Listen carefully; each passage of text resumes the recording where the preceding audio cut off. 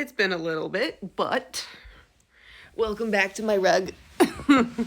This is writing diary number 8. Okay, so I want to talk about how many characters there are in Omegaverse. It feels overwhelming.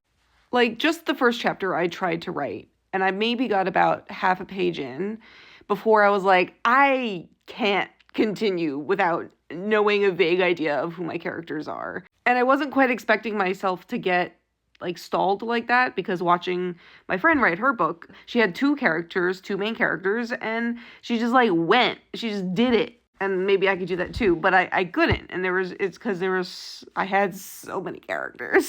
For example, the first chapter that I wrote is with the FMC and her group of 5 other Omega besties playing D&D.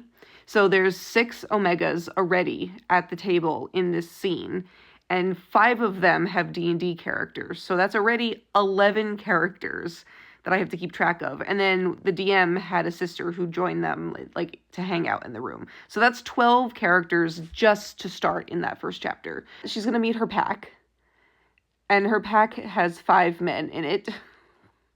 Why did I do this to myself?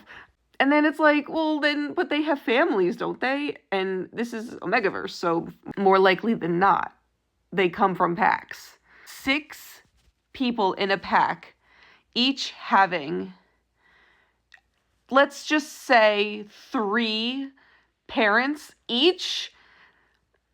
That's 18 more characters at the lowest. So if I just don't talk about family members for some of these characters, like, just let that slide. I kind of laughed at myself when I was writing one of the characters and talking about his home family life, and he didn't have a great one, and his parents were pretty awful to him, so he'd recently cut them off. And I was like, oh, I felt a little relief at that myself, and it was just like a spur of the moment thing I said that like made sense in the scene and what was happening. And then after I said it, I was like, yes, I don't have to think about these parents, or at least like not to the extent that they're gonna have like names and descriptions, because just they're amorphous, the blobs, amorphous narcissistic blobs. That are not going to appear at all. They're not important anymore.